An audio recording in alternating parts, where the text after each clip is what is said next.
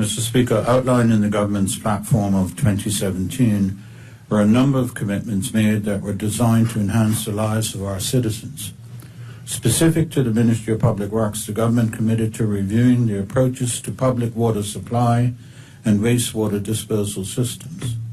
To that end, I wish to provide an update on the status of one of the initiatives of the Water and Wastewater Master Plan implementation, the establishment of regulatory oversight for the water utility sector. Mr. Speaker, a study was commissioned using the award-winning engineering consulting firm Associated Engineering International Limited to determine a long-term strategy for the parish of St. George's water and wastewater systems. The necessity of such a study was noted in the document charting our course, Sustaining Bermuda, which was developed by the Sustainable Development Unit within the Cabinet Office. One of the action points specifically states that a 20-year strategy was needed to ensure that the island's future water needs were adequately met.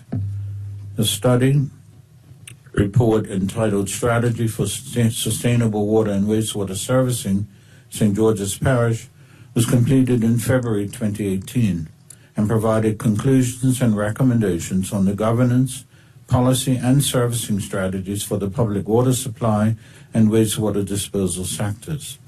Number one, Mr. Speaker, the wastewater treatment plants discharge into the ocean. Our local wastewater treatment plants are discharging minimally treated sewage through two outfalls operated by the two respective municipalities. While one is currently being decommissioned through the Bermuda Land Development Company's Water and Wastewater Infrastructure Project, which I last updated this Honourable House on December 2nd, 2022, Mr. Speaker, the larger second outfall, located off Hungry Bay and fed from the Front Street Wastewater Treatment Plant, remains in operation by the Corporation of Hamilton. This site discharges wastewater and occasionally grease into the Atlantic Ocean. When easterly winds blow, grease balls can form and wash up on shore beaches. In addition to impacting the aesthetic value of the beaches, grease balls are also a potential public health risk. While the Corporation of Hamilton has attempted to mitigate this issue by implementing a fats, oils, and grease policy in 2015, replaced its wastewater filtering screens, and hired a retired health inspector to work with restaurants to enforce the use and regular cleaning of grease traps, more investments are needed for equipment improvements. Number two, Mr. Speaker, Bermudans do not get as much water as they would like when rainfall is low. As we all are aware, Bermuda gets most of its water from rain harvesting, with piped and truck water supplementing demand. The rainwater harvesting has functioned well for over 400 years. The current method has been and will continue to be impacted by climate change. Climate change is expected to lead to more severe storms and longer dry spells in Bermuda. Though total rainfall is likely to increase, it will be in the form of more severe storms and hurricanes, which can contaminate household tanks with salt water. During dry spells, household tanks are depleted and the demand for trucked water spikes, which has led to rationing in some cases. Number three, Mr. Speaker, the risk of us consuming unsafe water by customers and tenants. The monitoring of piped and truck water quality is not consistent across all providers. Some are very conscientious and follow best practices, while others are not so reliable. The Department of Health does what it can with the resources available with regard to a drinking water quality monitoring program. However, currently, water testing is usually done on a voluntary basis or in response to specific complaints from customers. This creates a risk that customers could consume unsafe water, as it is difficult for them to evaluate the quality of the drinking water by themselves. Additionally, Mr. Speaker, if residents drink tank water that is unfiltered, it exposes the individual to potential health risks. Homeowners are ultimately responsible for the quality of the water in their tanks. To measure their drinking water quality, they can have their water tested by the Department of Health and private labs for bacterial and salt content, although no labs in Bermuda offer chemical testing. However, it is more difficult for tenants in rental housing to assess the safety of the water they drink. And number 4, Mr. Speaker, possible price gouging and lack of incentives to keep costs low. In any free market, competition between sellers helps keep costs low. When there is little or no competition, businesses are less likely to provide efficient services at the lowest cost possible, justifying the use of regulation to determine a price that is fair to both buyers and sellers.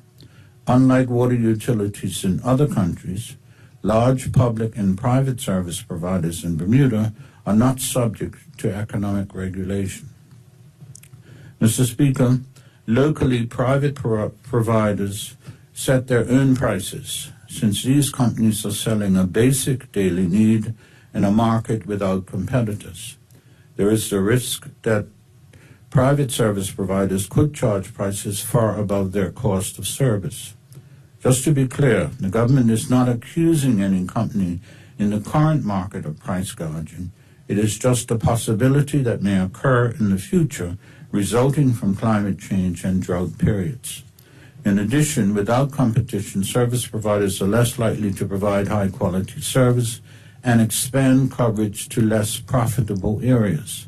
For example, if public providers cannot charge what it costs to provide services, there is a risk that they may postpone maintenance or infrastructure investments, reducing the quality of service and limiting their ability to connect new customers.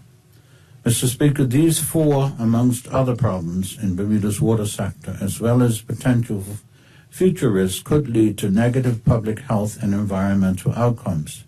These problems and risks may also contribute to higher costs for Bermudian households and businesses. In addition, they could jeopardize the country's reputation as a premier vacation destination and an attractive location for global business. Therefore, Mr. Speaker, in 2018, the Cabinet authorized the establishment of a working steering committee under the responsibility of the Ministry of Public Works with the objective of implementing the aforementioned recommendation to establish a regulatory oversight body for the water sector. Mr. Speaker, to assist in this initiative in 2021, the Ministry of Public Works retained the international water consulting firm Castalia LLC to contribute in the development of a regulatory framework to address Bermuda's water needs for the foreseeable future. This exercise also included a review of similar countries and how their water sectors are organized and regulated. Mr. Speaker, in September and October 2022, public consultation began for the possible establishment of regulatory oversight for the water sector to ensure sustainable water management for Bermuda's future. Through workshops with key stakeholders, online posts on the Bermuda Citizens Forum, social media events, radio interviews, and other outreach channels to determine their view of the state of the industry to help guide regulation moving forward. Arising out of this, the government has identified certain current and future risks concerning the industry. Mr. Speaker, these risks were then analyzed by Castalia and technical officers, whom then incorporated the results to form the basis for a second round of consultation, which commenced on January 23, 2023, and is ongoing.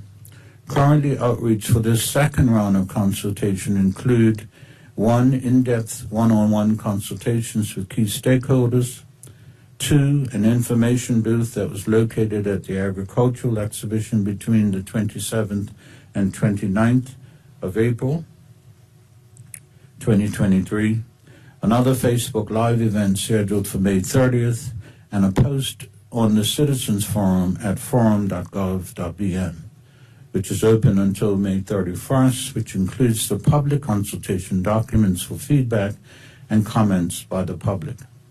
This second round of consultation ends on the 31st of May, and we welcome all feedback on this important initiative. The results from both consultation periods will be taken into consideration when designing the recommended regulatory framework for Bermuda. The The recommendation will address each of the risks identified through the consultation process. Mr. Speaker, this government believes in protecting our residents and Bermuda's international reputation by reducing the health risks associated with the basic need. Without appropriate regulation, oversight, and anticipating future needs, we could not ensure a healthy population nor a healthy environment. Mr. Speaker, as always, I will keep this Honourable House and the people of Bermuda informed as we progress. Thank you, Mr. Speaker.